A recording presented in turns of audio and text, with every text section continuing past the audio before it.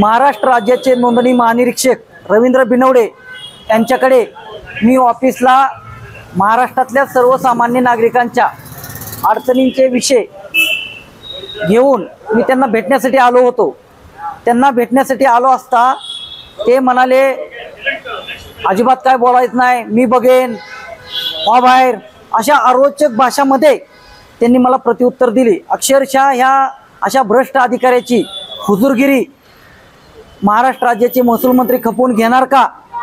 आणि मी त्यांच्या घरी गेलो नव्हतो, मी शासकीय कार्यालयामध्ये अनेक सर्वसामान्य नागरिकांचे विषय घेऊन आलो होतो।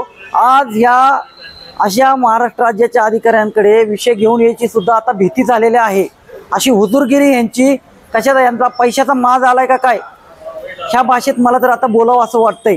अशा भ्रष्ट आणि अशा हुजूरगिरी करणाऱ्या भ्रष्ट अधिकाऱ्यावर महाराष्ट्र राज्याचे मुख्यमंत्री आणि महसूल मंत्री यांनी तात्काळ कारवाई करावी, अन्यथा मी आणि माझे सहकार्याच्या वतीने येत्या 2 दिवसात मंत्रालयासमोर ठिय्या आंदोलन करणार आहे।